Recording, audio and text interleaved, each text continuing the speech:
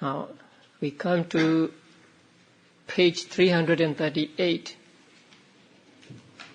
Analysis of suitability.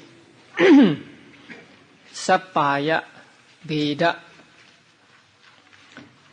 This section deals with what subjects of meditation are suitable for people of what temperament.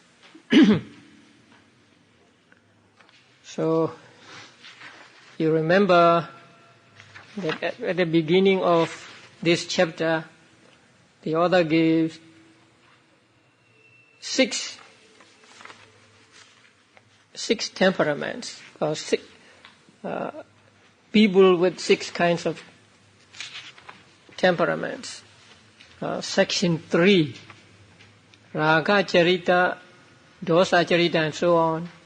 So people of lustful temperament, hateful temperament, deluded temperament, faithful temperament, intellectual temperament, and discursive temperament.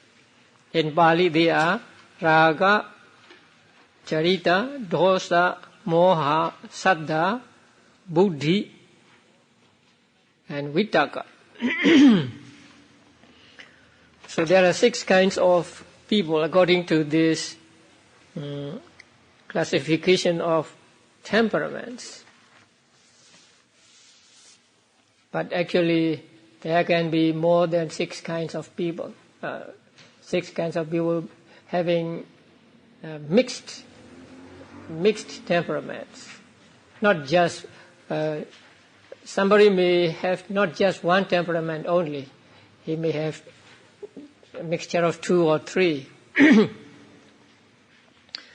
So this section deals with, say, what subjects are suitable for people of what temperament.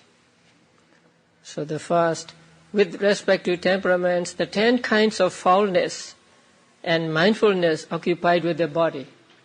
That means 10 asubhas and kaya gata sati in the chart number 29.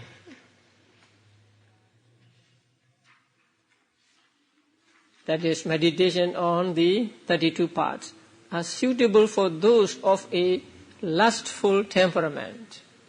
So people who have lustful temperament should take up these kinds of meditation. The first 10 are 10 asubhas, looking at the bloated corpse and so on. So it can help that person to at least to diminish lust for the body. And also the mindfulness occupied with the body, that is contemplating on the 32 parts of the body. So this also is suitable for those of lustful temperament. The 4 illimitables, 4 arubas, and the 4 kala kasinas are suitable for those of a hateful temperament. When you see kala, you are happy. So kala kasinas are suitable for those who are of hateful temperament, who get angry very easily, and also the 4 Brahma viharas. So the 4 colored kasinas means Nila kasina, blue kasina, Pita kasina, yellow kasina, Lohita kasina, red kasina, and Odata kasina, white kasina. So taking a blue disc or yellow disc or red disc or white disc as the object of meditation. So these 4 and the 4 arubas, Akasa, Nanja, Yatana, and so on. Right?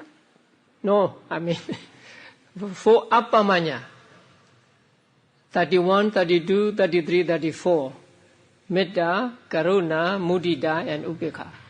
So these 8 are for those who are of a hateful temperament. That means who have anger. So most of the time who have anger. The 4 Brahma Viharas.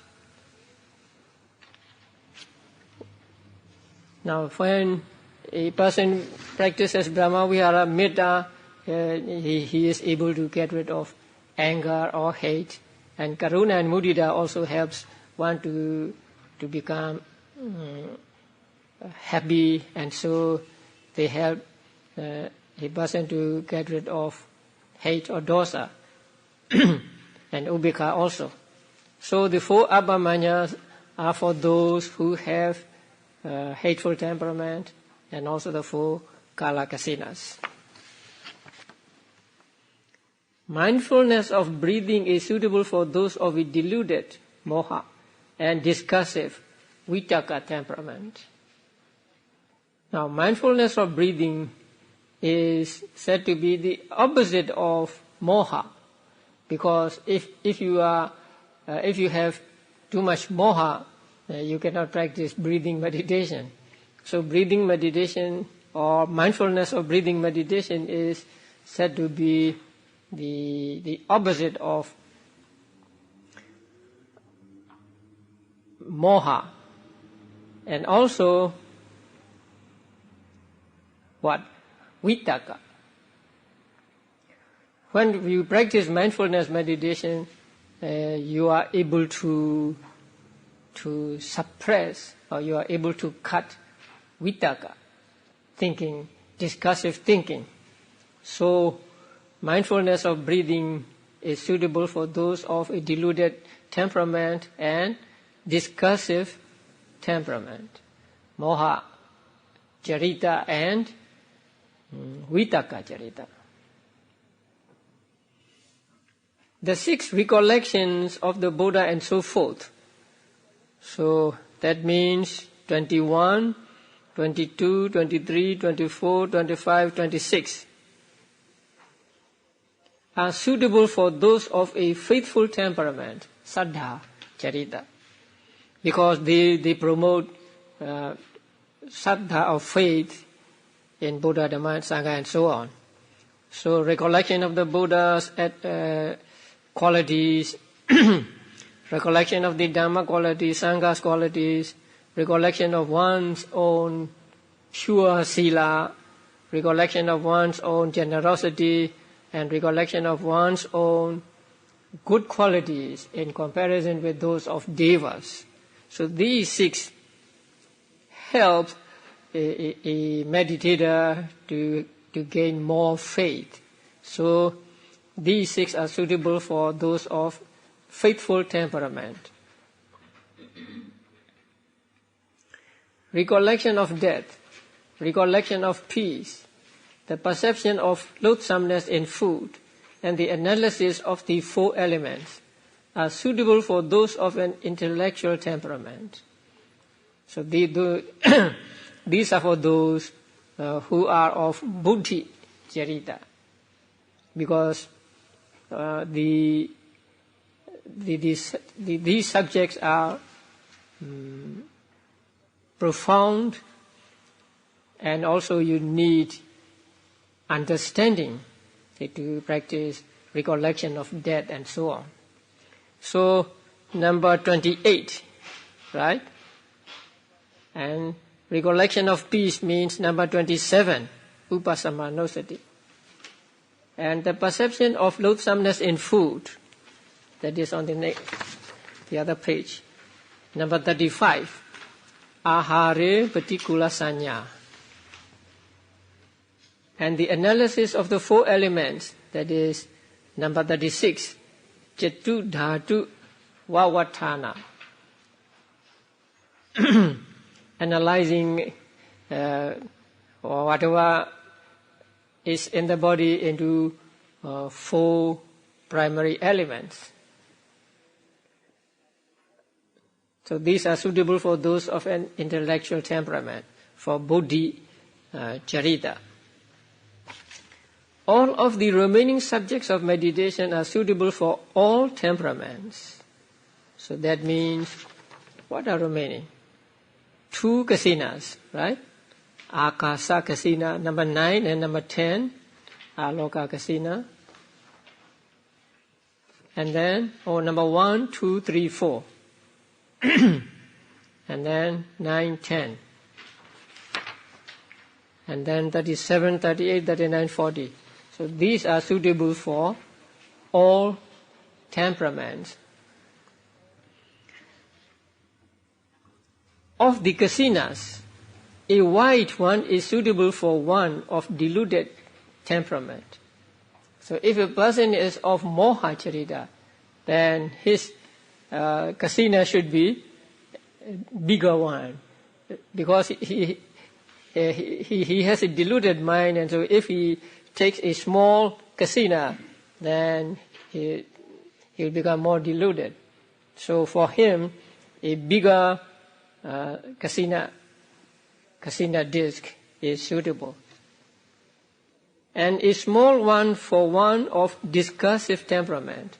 So if you are of discursive temperament, if you have a lot of vitaka, then if the kasina is big, then it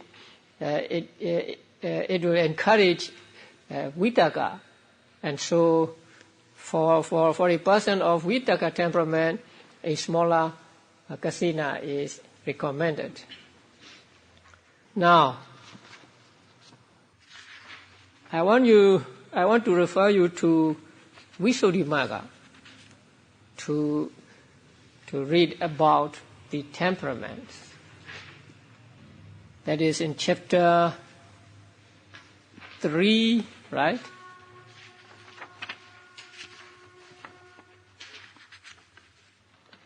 Chapter 3, paragraph 74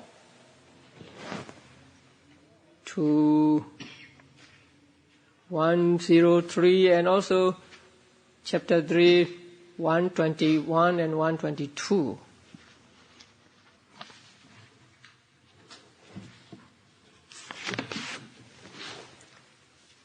There, these 6 temperaments are explained in detail, and it's interesting, although Visuddhimagga itself said that these explanations are not found in the text, not found in the commentaries. Also, these are the opinions of teachers, and so they may not be authentic. But it is interesting because it gives maybe some clues to why this person has a lustful temperament or hateful temperament, and so on. So there are six things by which we may know a person to have a particular temperament. So in Visuddhimagga, it is said that we know, or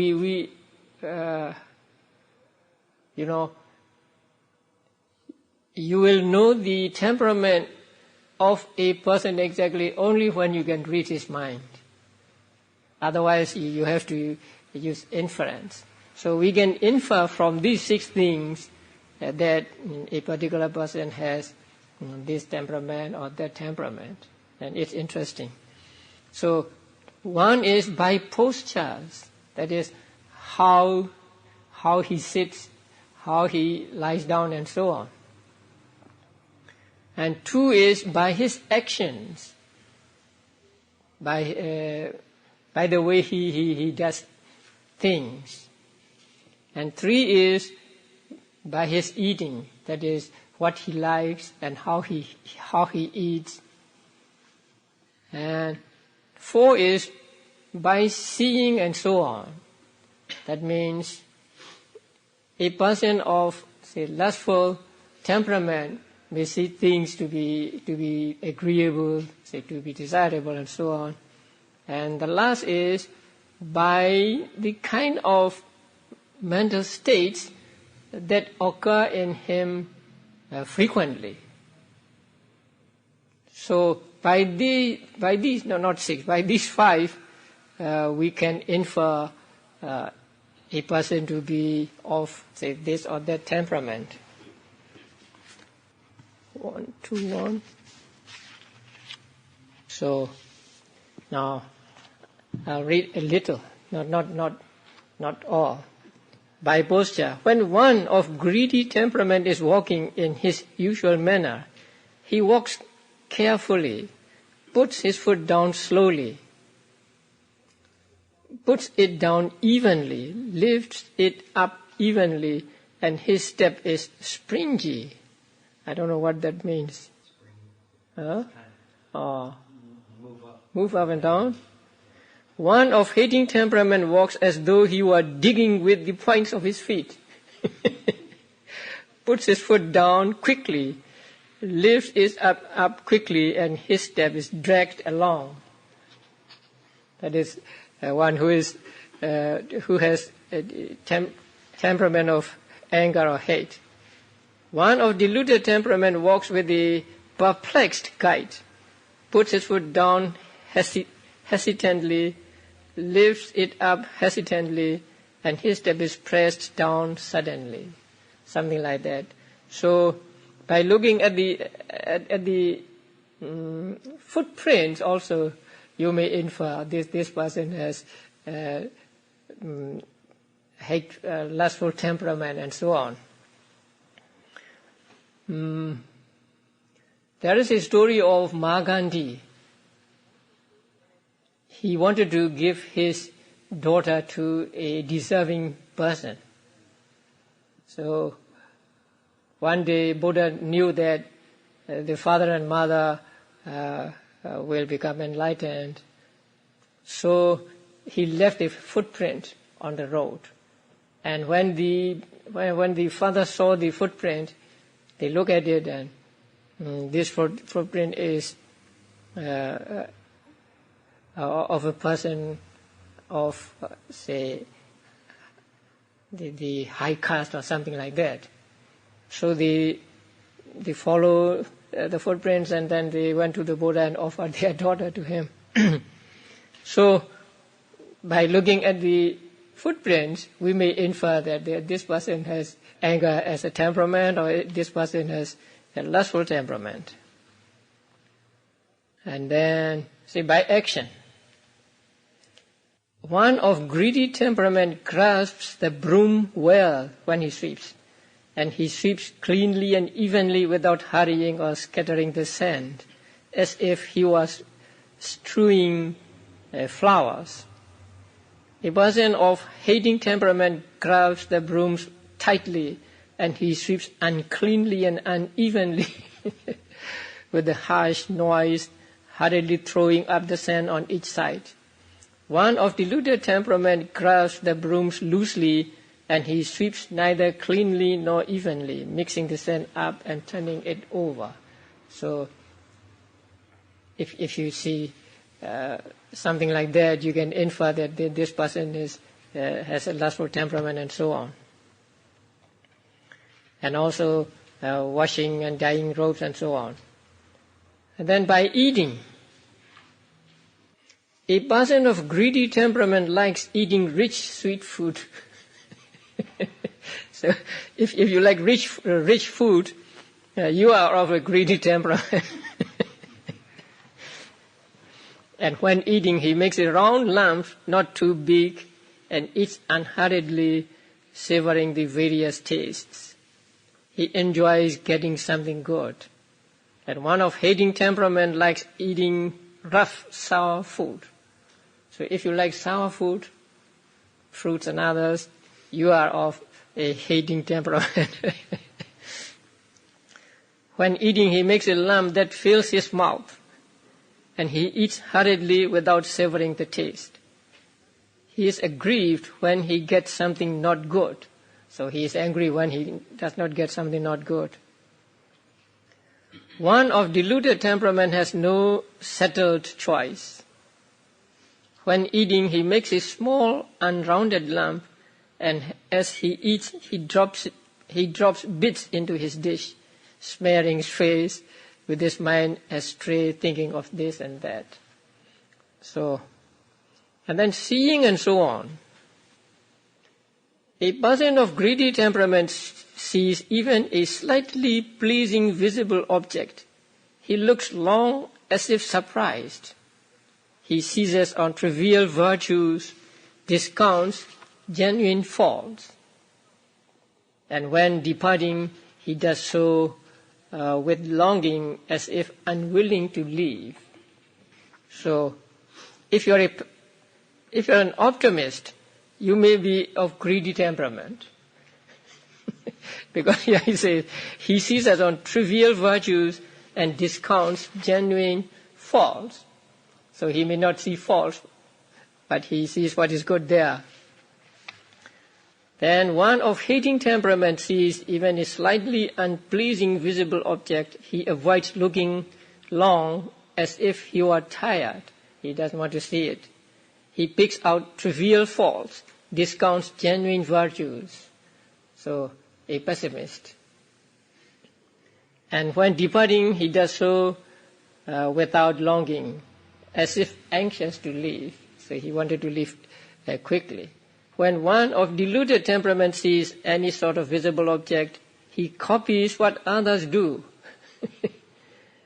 If he hears others criticizing, he criticizes. If he hears others praising, he praises. But actually he feels indifference in himself. The indifference of unknowing. That this indifference is accompanied by moha, unknowing. So too with sounds and so on. And then kind of states occurring frequently in the person. So a person of greedy temperament, in a person of greedy temperament, there is frequent occurrence of such states as deceit, fraud, pride, evilness of wishes, greatness of wishes, discontent, foppery, and personal vanity. And then hating temperament, there is anger, enmity, disparaging, domineering, envy, and avarice. And in one of deluded temperament, there is frequent occurrence of such states as stiffness, torpor, agitation, worry, uncertainty, and holding on tenaciously with refusal to relinquish. So, these are the five things by which we can infer a person's temperament. After giving this information, more than this information, the author of the Visuddhimagga said, although these have been given here, they are not found in the text or in the commentaries, and so they are expressed according to the opinion of the teachers, and so cannot therefore be treated as authentic. A teacher who has acquired penetration of minds will know the temperament. That means a teacher who can only read the mind of other person will know the temperament and will explain a meditation subject accordingly. One who has not, that means who has not acquired the penetration of minds, should question the pupil. So he should ask his pupil, what do you like, what color do you like, something like that, and then give the meditation subject.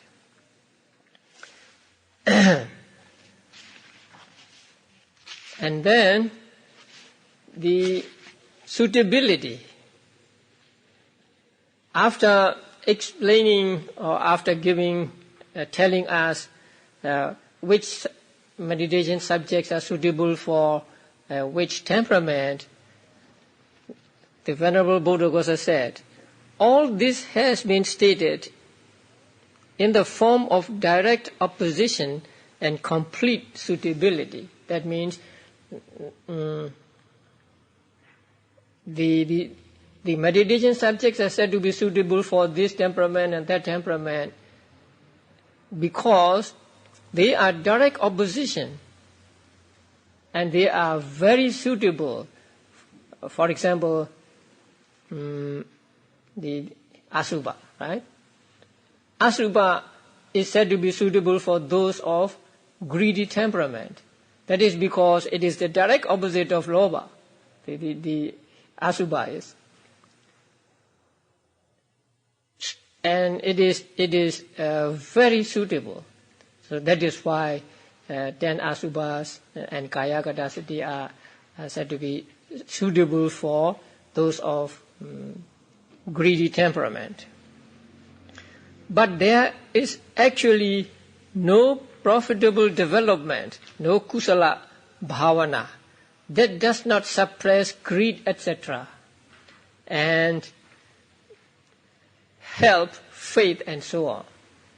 That means these are given, stated here because they are direct opposites and they are very suitable. But you can pick up any subject of meditation and practice because there is no meditation which does not suppress lobha and so on, and which does not promote saddha and so on. So if we can, or if we know ourselves to be of this temperament or that temperament, and if we want to practice samatha meditation, we may choose which is most suitable. But if we don't know of what temperament we are, do you know what temperament you are? Maybe not. So we can take up any meditation because there is no meditation which does not suppress greed, etc., and which does not promote faith and so on. So this is on the temperaments. So for more information, please read the Path of Purification. Now the next section, analysis of development, bhavana bheda. Now by way of 3 stages. Now you go back to the 3 bhavanas.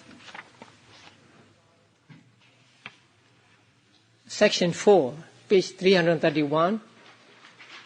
The 3 stages of mental development are preliminary development, access development, and absorption development. So 3 kinds of development. The preliminary stage of development is attainable in all these 40 subjects of meditation. So for all these 40 subjects of meditation, there is preliminary stage of development, or parikama bhavana. So there is parikama bhavana for all 40 subjects of samatha meditation, because it is the beginning of the practice, and so you have to begin. So there is always parikama bhavana for all 40 subjects of meditation. In 10 subjects of meditation, the 8 recollections of the Buddha and so forth, the 1 perception, and the 1 analysis, only access development is attained. That is, upachara bhavana is attained, but not absorption. That means, if you practice these 10 subjects of meditation, you can get only upachara samadhi. You will not get appana samadhi. You will not get jhana. So, these 10, the 8 recollections of the Buddha and so forth, the 1 perception and the 1 analysis, they can lead to access concentration only and not to absorption concentration, or simply you cannot get jhana if you practice one of these 10. In the 30 remaining subjects of meditation, the absorption stage of development is also attained. So in the remaining 30 subjects, all bhavanas are attained. Parikama bhavana, upachara bhavana, and appana bhavana, right? So I want you to check the chart with this. Okay, let us check the chart. Bhavana. So it says parikama bhavana for all, and upachara bhavana for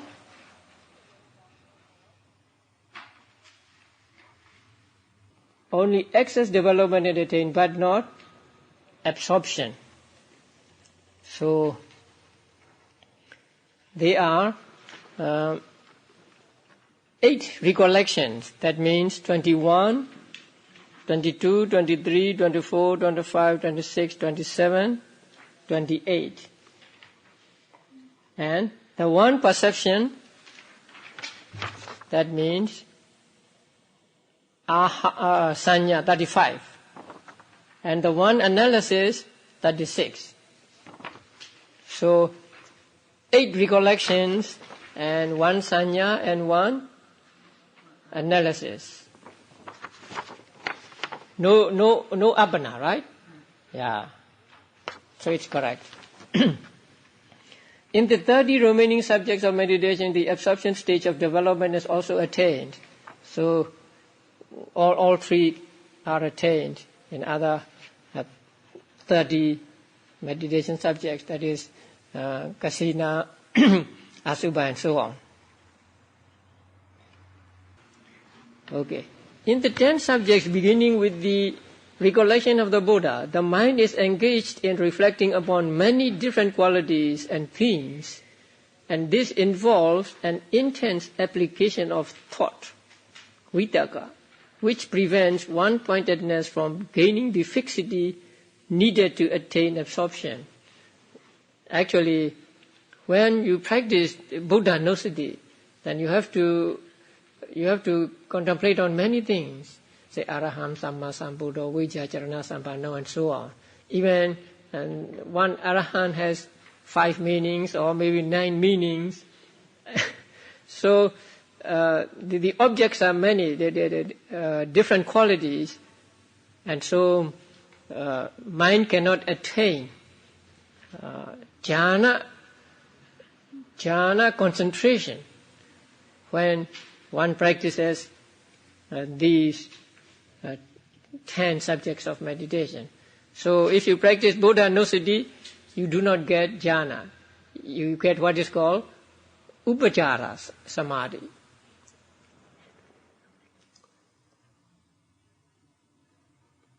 The same with one sanya, one perception, and one analysis. So when you practice these subjects of meditation, you get only upachara samadhi and not appana samadhi.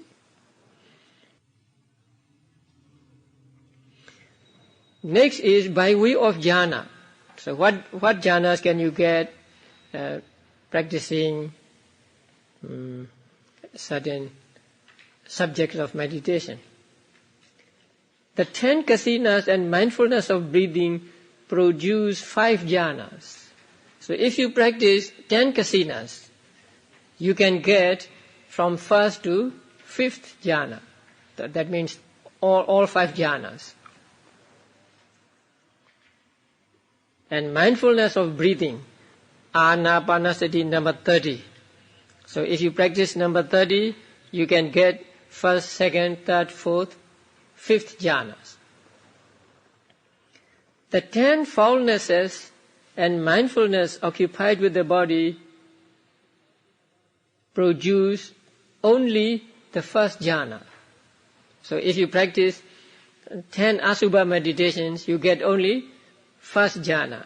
And if you practice number 29, Kaya Gadasati, you get only first jhana. So you do not get second, third, fourth and fifth jhanas if you practice these subjects of meditation. Why? Look at the guide. The 10 kinds of foulness and mindfulness occupied with the body both require the exercise of vitaka, and thus they are incapable of inducing the jhanas higher than the first, which are free from vitaka. Now in the Visuddhimagga,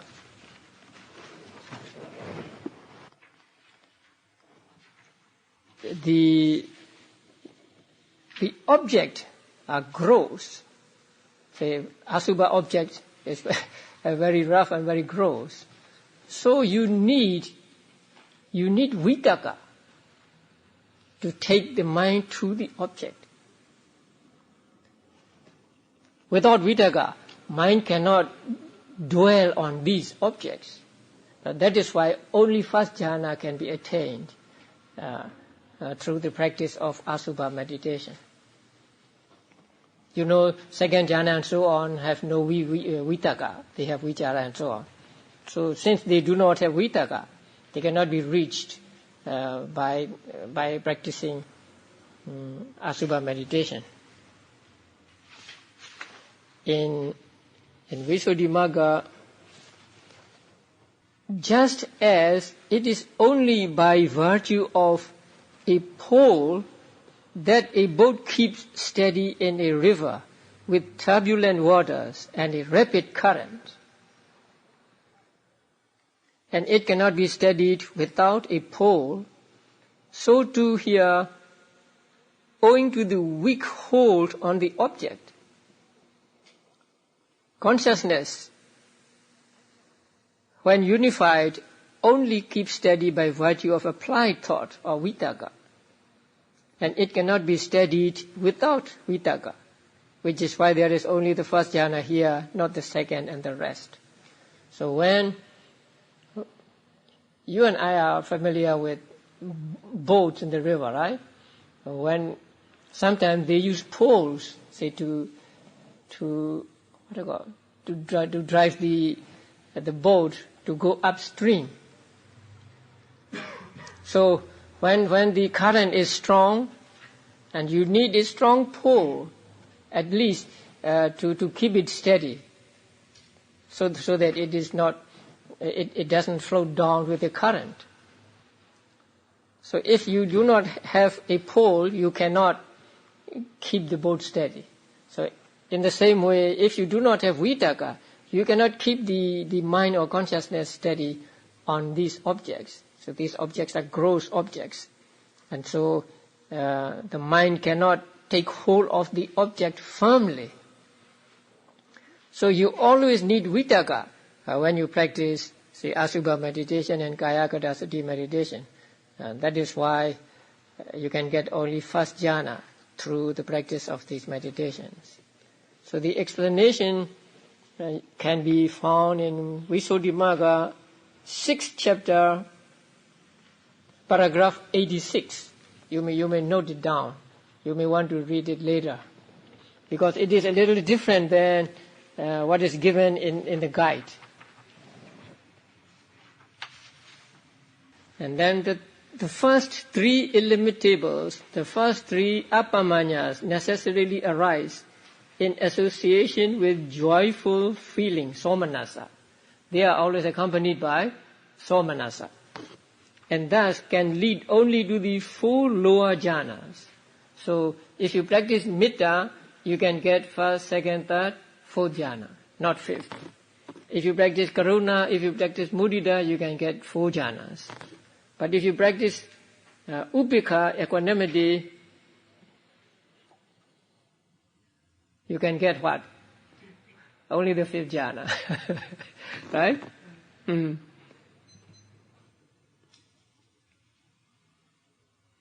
The illimitable of equanimity arises in association with neutral feeling. and thus can occur only at the level of the fifth jhana, which is accompanied by equanimous feeling. So these are by way of jhanas. Okay, let us see. Oh, we have already checked, right? Kasinas, first to fifth jhana, asubhas, first jhana only, and Bodhanusati and so on until Maranasati, no jhana, Kayakadasati, first jhana only, Anapanasati, first to fifth jhana, Midda, first to fourth, Karuna Mudita, first to fourth, Ubekha, fifth only. And 35 Sanya, no jhana, 36 Vavatana, no jhana. And 4 Arubas, Aruba jhanas. So the 4 immaterial states produce immaterial jhanas. So you practice Akasananja Jatana and you get the first Aruba Vajra jhana. Now this is the analysis of development by way of jhanas. So when we must understand the development of bhavana and jhanas with regard to these 40 subjects of meditation. So what bhavana can be obtained in which subjects of meditation, and what jhanas can one attain practicing these subjects of meditation. Now come the signs, analysis of the terrain, gochara bheda. So gochara can mean objects of meditation, or the terrain or domain of meditation. The signs. How many signs are there? 3 signs. What are the 3 signs? Parikama nimitta, Uggaha nimitta, and Patibhaga nimitta.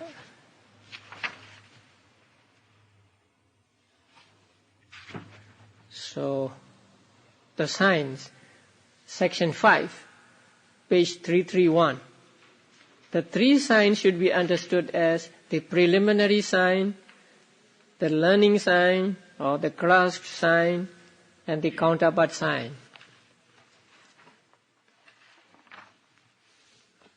Okay. So the 3 signs. Of the 3 signs, the preliminary sign and the learning sign are generally found in relation to every object.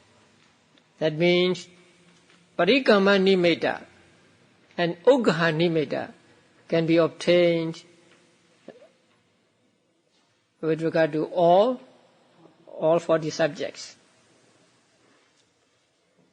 in the appropriate way. Now that means in some subjects of meditation we do not know exactly when is the parikama nimitta and when is uggaha nimitta, or when is parikama bhavana and when it becomes upachara bhavana. Because when you practice Bodhanusati meditation, you have to concentrate on the qualities of the Buddha. And so there is no saying that up till some point it is parikama nimitta, and then from that on it is uggaha nimitta. It may be when the qualities are not so clear yet, it is parikama samadhi. But the counterpart sign is found only in the kasinas, foulness, the parts of the body, and mindfulness of breathing. Counterpart sign means patibhaga nimitta. Patibhaga nimitta can be found or can be obtained only when practicing 10 kasinas. And then foulness, 10 asubhas. And kaya gadasati, parts of the body. And mindfulness of breathing, anapana. It is by means of the counterpart sign that excess concentration and absorption concentration occur. Now you have to align 3 developments and 3 nimittas. Okay, first there is what? Parikama nimitta, right? So when taking parikama nimitta, the development is also parikama bhavana. Then when you reach the ugha nimitta, when you get the ugha nimitta, what is the bhavana? It is yet parikama. Right? But when you get the patibhaga nimitta, then the bhavana becomes upachara bhavana. And when you get appana samadhi, when you get jhana also, it is what bhavana? Appana bhavana. Huh? So, during the stage of parikama nimitta, the bhavana is parikama bhavana. During the stage of ugha nimitta, bhavana is still parikama bhavana. And during the stage of patibhaga nimitta, it is upachara bhavana. Right? So it is by means of the counterpart sign, patibhaga nimitta, that excess concentration and absorption concentration occur. So only when you get the counterpart sign is there upachara bhavana and appana bhavana. Now he will explain in detail. Katham, how? When a beginner apprehends a particular sign from the earth, disk, etc., that object is called the preliminary sign, and that meditation is called preliminary development, parikama bhavana. Now, when a beginner apprehends a particular sign, that means when he concentrates on, when he practices meditation on a particular sign from the earth, disk, etc., that means earth kasina or water kasina or the other kasinas, and also other objects. So when he first takes that object as the object of meditation and practices meditation on it, then that object is called parikama nimitta, and that development is called parikama bhavana. Here, in the commentary and in Visuddhimagga, how to go about practicing kasina is explained in detail. So, if you want to practice kasina, and if you have practiced kasina in your past lives, that means if you have perfection, then you may not need to make any kasina disc of your own. You just look at the earth and then you get the sign. That is, if you are, say, gifted, if you have the paramis. If you do not have them, then you have to make a kasina disc yourself. So that kasina disc should be made with clay And it is said that the clay should be the color of dawn. That means maybe red clay, not blue, yellow, white, not really red, but maybe copper color, right? Something like this rock.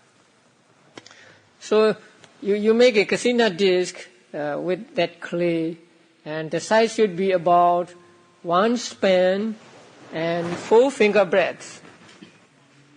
So that means about 10 inches in diameter. That can be portable or stationary. You can make a kasina disc on a on a frame with a cloth, and then you put clay on it. Or you may put spikes on the earth, and then put some grass or creepers around it, and then put clay on it, and that is stationary.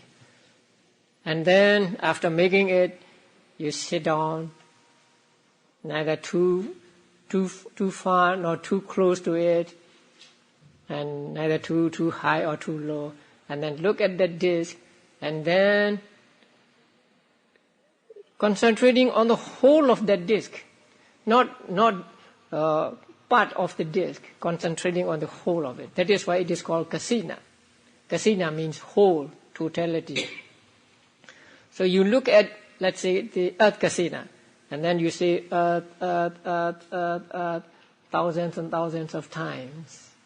And then sometimes you close your eyes and try to memorize it. Then you open your eyes and look at it again, saying earth, earth, earth, and you close your eyes. So it may go on for maybe many days. So when a beginner apprehends a particular sign from the earth disk, etc., that object is called the preliminary sign. So when you are doing that, the earth kasina is called a preliminary sign, and your mental development is preliminary bhavana. Parikama bhavana. Okay. Then you have practiced for maybe, say, 1 week or so. When that sign has been thoroughly apprehended and enters into range of the mind door, just as if it was seen by the eye. That means now you have memorized the disc. So thoroughly apprehended that you can see it with your eyes closed. You can see it in your mind. So that means mentally grasped.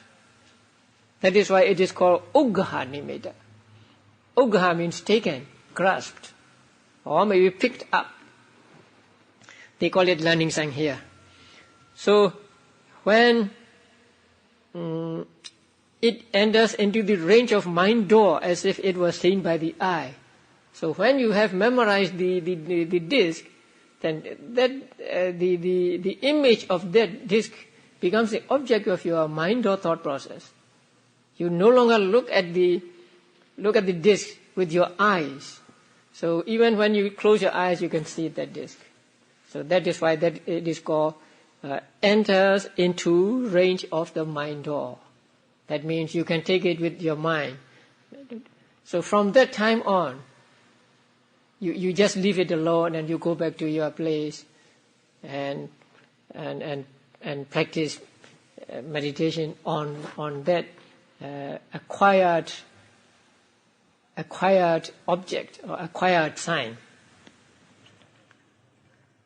So here it is said, then it is called the learning sign.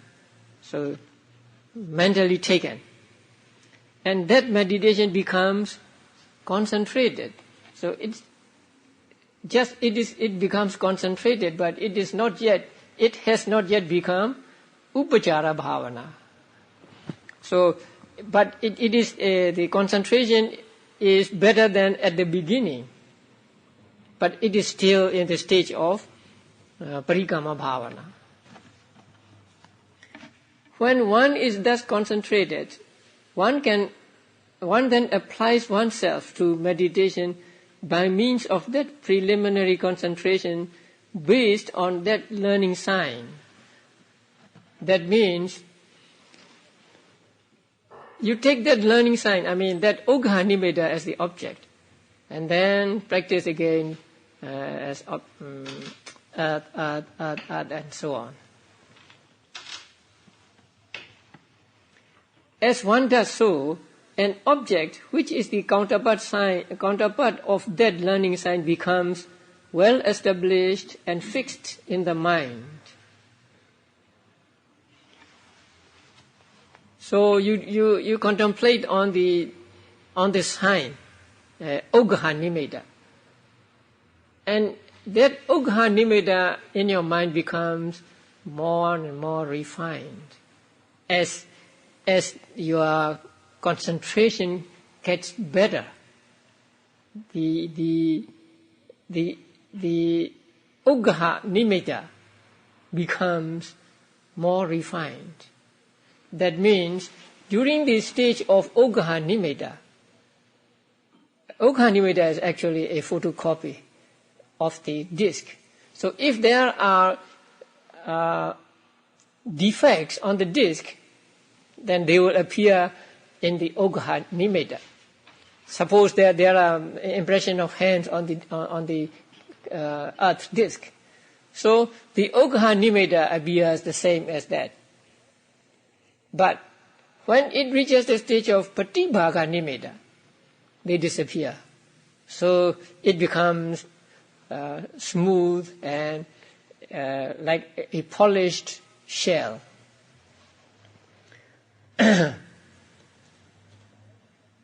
So it becomes well established and fixed in the mind, an object which is freed from the flaws of the original object, right? So the Patibhaga Nimitta appears in the mind of the yogi as something which is polished, and so it is free from flaws of the original object. That means the blemishes such as impression of the fingers and so on. And that is reckoned as a concept born of meditation. Now that object, the Patibhaga Nimitta, is a mental object, and it is caused by, or it is born of meditation, or in Visuddhimagga it is that it is the born of sanya, meditation, perception. Now, during the stage of the Parikama Nimitta and Ogha Nimitta, the object, although we call it a sign, is Paramattha. You look at the real earth, right? So the earth is Paramattha, the ultimate reality. And the Ogha Nimitta is the photocopy of that, and so it is also Paramattha. But when it reaches the stage of Patibhaga Nimitta, it is no longer Paramattha. It becomes a concept. Just it exists only in your mind. So it is called, reckoned as a concept, born of meditation. Then it is said that the counterpart sign has arisen. So at that time, it is a counterpart sign is said to have arisen. So counterpart sign is a real concept, and this counterpart sign, that is the object of jhana. Because after getting this counterpart sign, the yogi practices meditation further on that sign, saying earth, and so on. And so when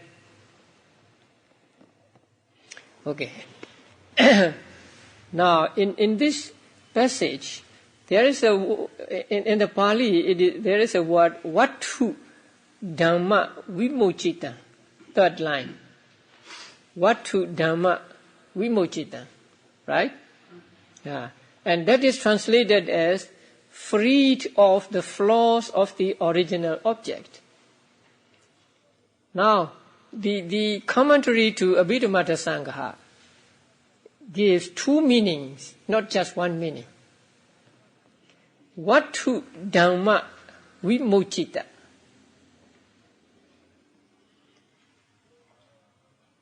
is explained as that which is free from Vatu Dhamma. Vatu here means Paramattha. So which is not Paramattha. That is one meaning. Since it has become a concept, it is no longer called a Vatu. Vatu means an object or a thing. So here it is the earth element. But when it becomes a Patibhaga Nimeda, the counterpart sign, it is no longer earth element. It is an image born of meditation perception or born of meditation mind. And also it is explained to be free from flaws. So in that case, Vatu Dhamma means flaws or blemishes in the original object. So Vatu here means original object or the kasina object, and Dhamma means the flaws or blemishes. So we can take any meaning. It's okay. So when it becomes the Patibhaga Nimeda, then it becomes very refined, clean, maybe shining. And in Visuddhimagga it is said that it is like coming out of the Ugha sign, Ugha Nimeda. And also it is like a bird flying against the background of rain clouds. A heron, a white bird, say flying against the background of the rain clouds. So that means it is much more clear and much more refined than the Ugha Nimeda.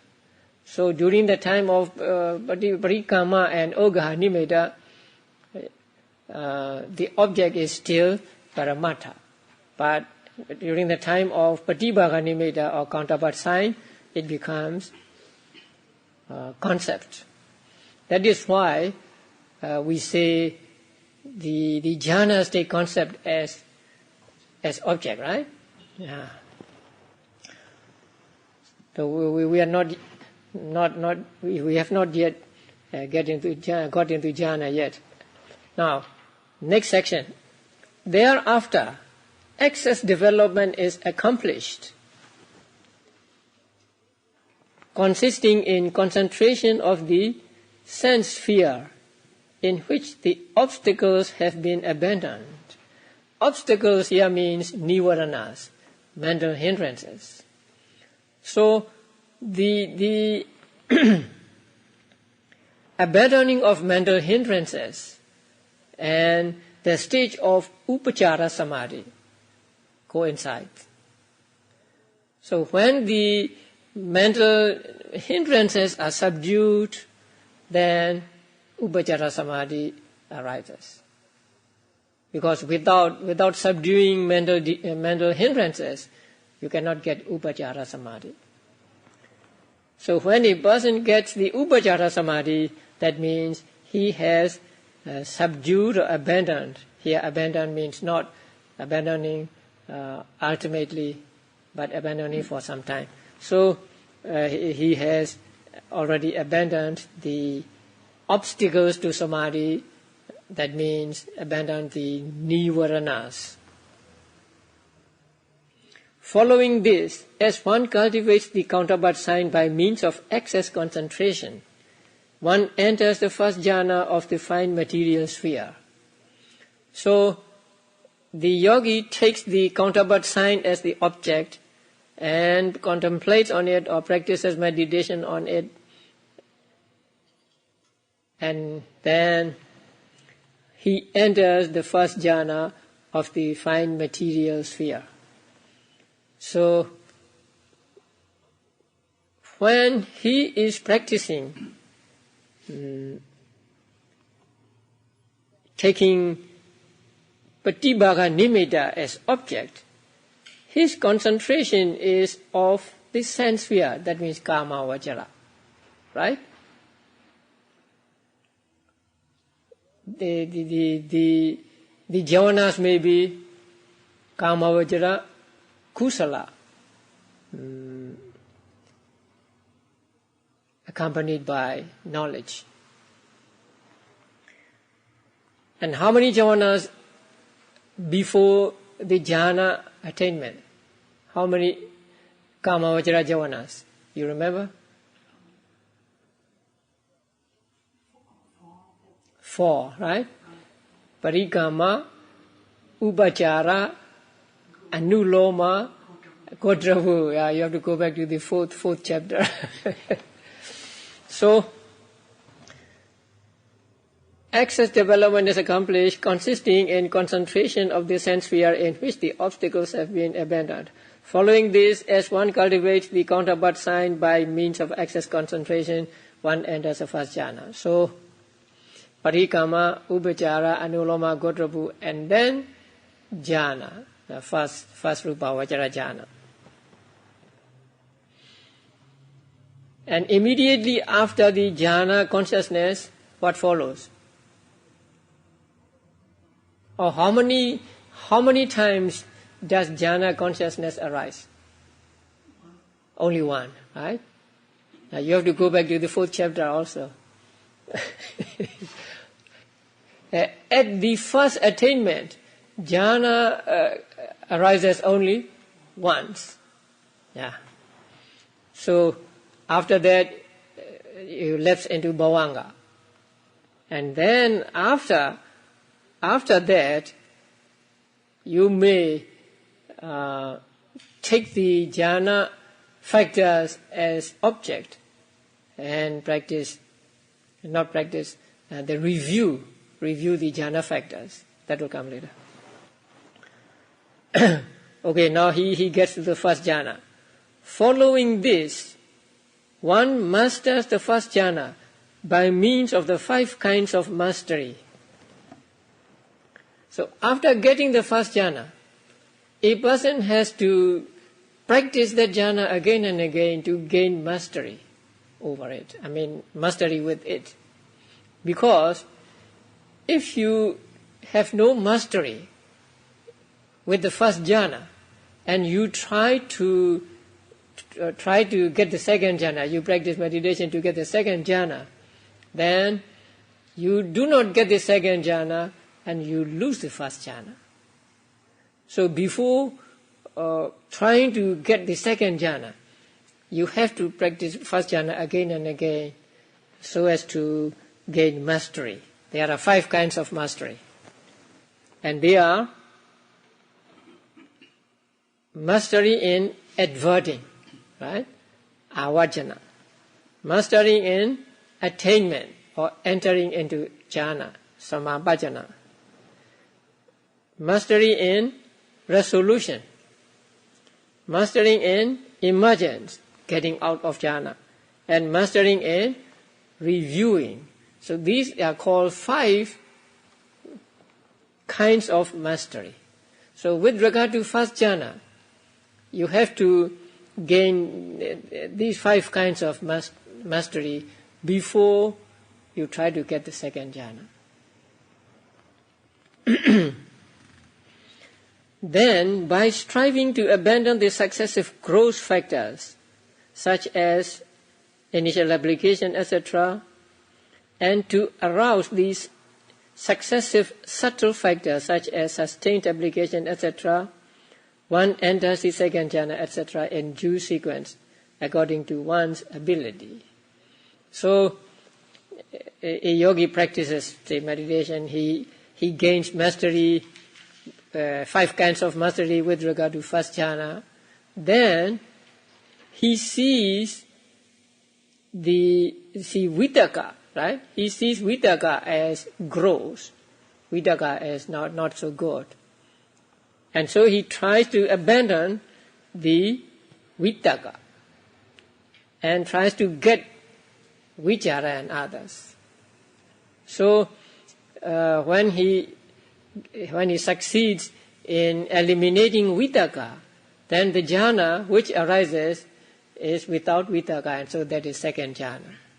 Then after getting second jhana, he finds fault with second jhana. It's not so good because it is close to vitaka, and which is also close to 5 hindrances. And he sees PD, right? PD and others as subtle factors. So he tries to eliminate vichara, and so again he has to gain 5 kinds of mastery with regard to second jhana, and then he practices meditation again, trying to eliminate vichara, and when he succeeds, he gets the third jhana, and so on. Now 5 masteries. 5 kinds of mastery on page 342. Mastery in adverting, avajjana vasita, is the ability to advert to the different jhana factors such as vitaka, vichara, etc. quickly and easily in accordance with one's wish. That means first he gets into the first jhana, and then he emerges from the first jhana, and then he must take vitaka as the object and review it. So that is what is called adverting here. And then after reviewing vitaka, he must be able to review vichara without many bhavangas intervening, just about 2 bhavangas, or maybe a little more bhavangas, but not too many bhavangas intervening. In this way, he must be able to review the third jhana, the piti, and then sukha, and then ekagata, quickly, one after another. So that is what is called mastery in adverting. So he must do this. And next is mastery in attainment. That means he must be able to get into that jhana quickly, without too many bhavangas intervening again.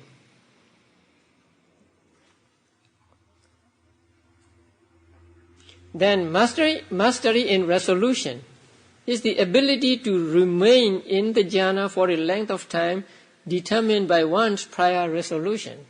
That means he must be able to stay in that jhana as long as he likes. If he decides to be in the jhana for just 1 moment, then he will be there only 1 moment. Then 10 moments, then he will be in 10 moments. If he wants to be in the jhana state for 1 hour, then he will be there for 1 hour. So that mastery, that means ability to stay in jhana as long as one wishes. Resolution here means just that. To stay in jhana as long as one wishes. And then mastery in emergence, that's easy. And he must be able to get out of jhana at the determined time. Say, at the end of 1 hour, I will get out of jhana. Then he must be able to get out of jhana exactly. But if he is not too familiar with the jhanas, he may take longer or maybe shorter to get out of jhana. He may get out of jhana before the time he determines or after the time. But when he gets mastery in emerging, then he can get out of jhana the moment at at the very moment he had determined. So that is a mastery in emergence. And the last is mastery in reviewing. That is actually the same as the first one. Mastery in adverting. The difference is the mastery in adverting is the power of manodvara vajana, adverting. But here, mastery in reviewing is the power of kamavajara javanas. When a yogi reviews the jhana factors, he reviews them with kamavajara javanas. You know, there are reviewing thought processes, following the jhana thought processes. So these are the 5 masteries, and without getting these kinds of masteries with regard to a jhana, a person cannot attain a higher jhana. So he attains the jhanas one by one, and the details are all given in Visuddhimagga. You want the references to Visuddhimagga? It may be good to write them down. So, again, section 17, appearance of the science and meditation. Chapter 3, section 28, and chapter 4, sections 21 to 29. And then the bottom paragraph, when that sign has been thoroughly apprehended and so on. Chapter 4, section 30. And then, next page, when one is thus concentrated and so on. Chapter 4, section 31. And then, attainment of jhana. Section 4, chapter 4, chapter 4, did I say section? Actually, paragraph numbers. Now, chapter 4, paragraph 34 to 131 are long passage. And then, following this and so on, chapter 4, paragraph 131 to 136. And 5 masteries. Oh, I haven't noted them. 5 masteries. 5 masteries. Chapter 5, paragraph 132, 33, 34, 35, and 136.